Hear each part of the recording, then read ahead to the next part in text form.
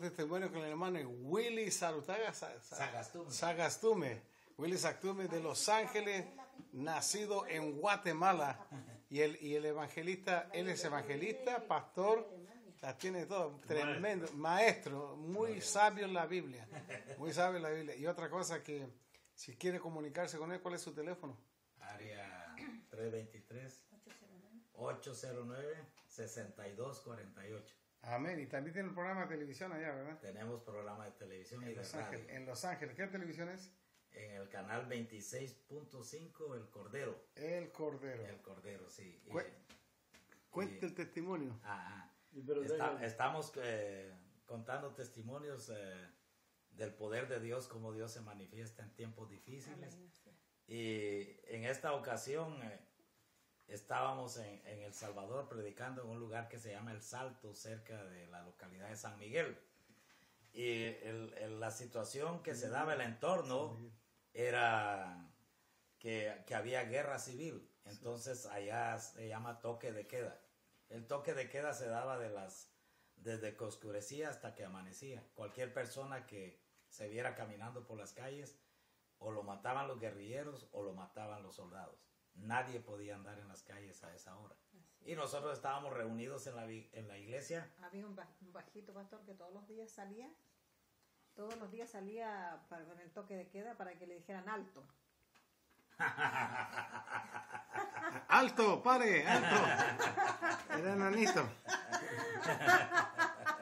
Sí. Entonces estábamos reunidos en una iglesia para hacer vigilia toda la noche.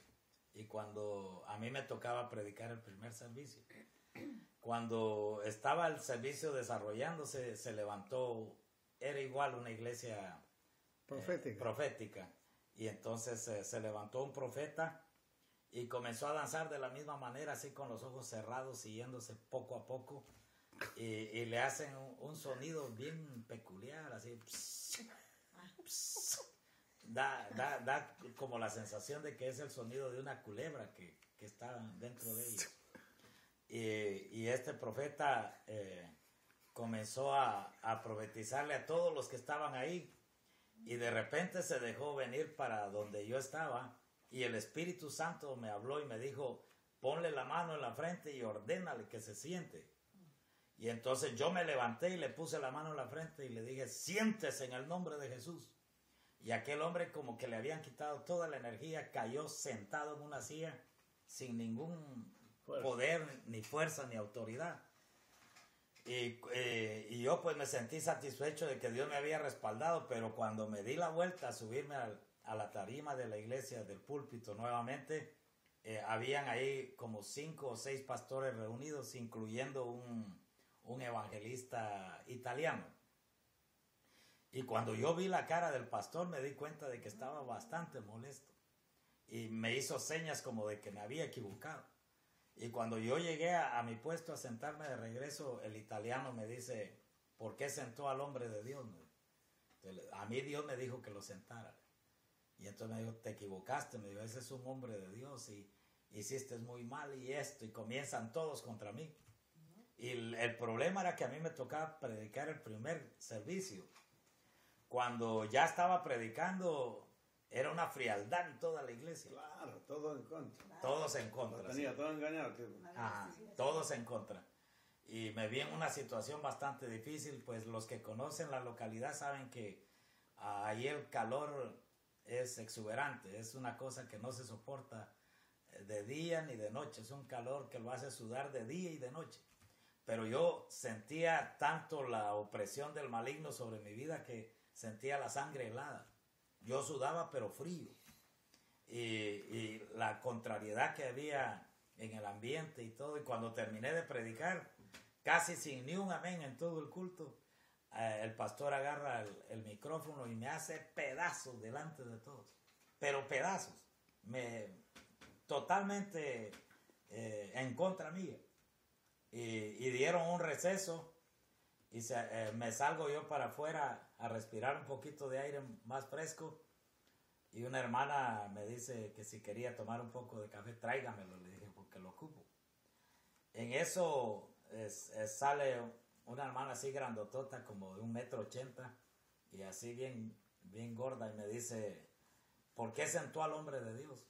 Usted es un abusivo, usted es un hijo del diablo, usted es un hijo de aquí, comenzó. Y en eso la hermana me traía el cafecito y me dice, mira hermano, lo mismo quería preguntarle yo, ¿por qué sentó al hombre de Dios? A mí el Espíritu Santo me dijo que lo sentara.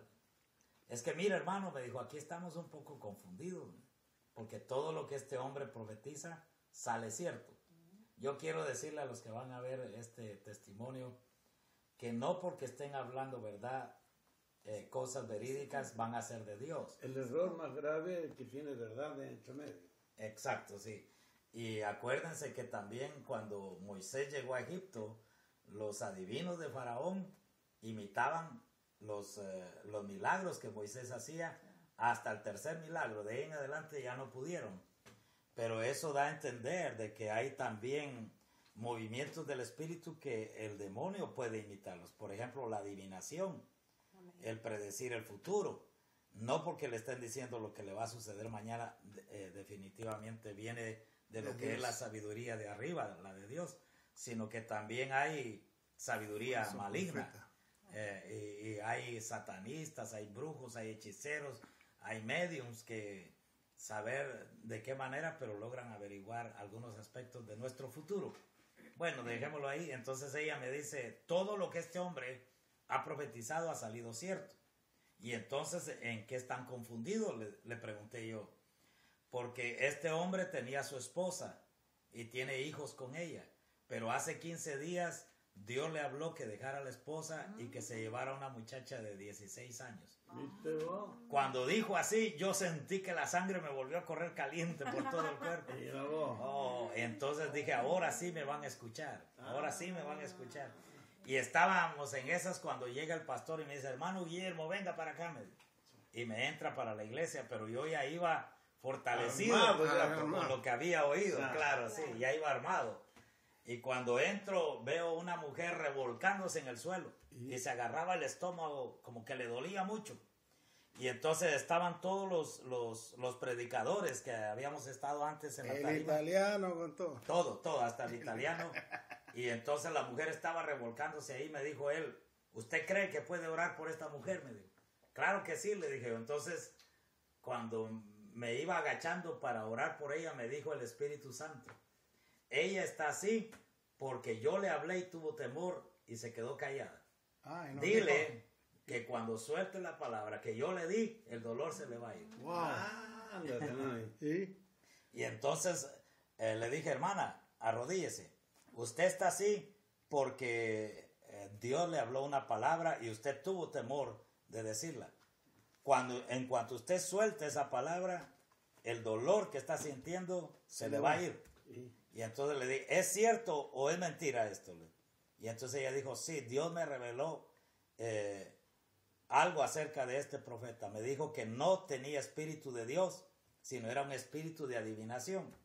Eso no se asusten porque exactamente ocurrió en la escritura. Había un profeta antiguo que se llamaba Balaam. Y cuando Balac le ofreció las costaladas de dinero para maldecir al pueblo, él se vendió. Luego la escritura ya no dice que era profeta, ahora le llama adivino.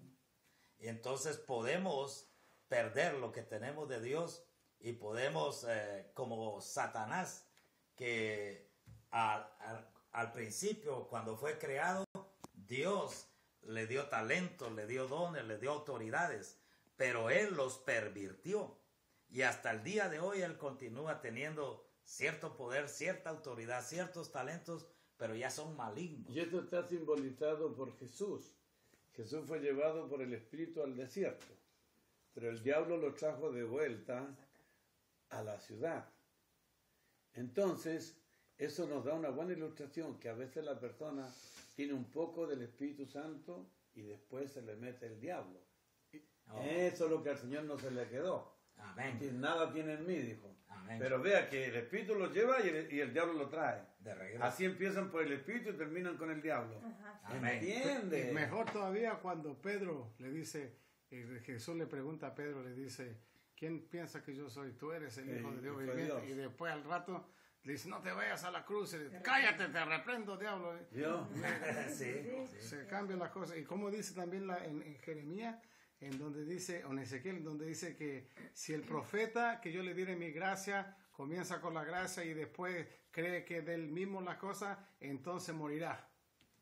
Amén. Se me olvida el versículo de ese. Pues el fin de esto fue que cuando ella dijo lo que Dios le había, Sí. lo que Dios le había dicho, entonces el dolor se le desapareció y se paró inmediatamente. Ya. Y entonces le dije yo, tráigame al profeta para acá.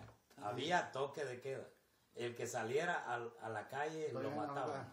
Salió nomás. Y él no tuvo valor de enfrentarse, salió huyendo, salió corriendo. ¿Viste tú? Entonces me volteé yo con los pastores y le dije, ¿cómo ustedes se dejan engañar? No hay revelación, no hay Espíritu de Dios en ustedes para ver cuándo es el Espíritu Santo y cuándo es un espíritu inmundo el que está ¿Qué hablando. dijeron?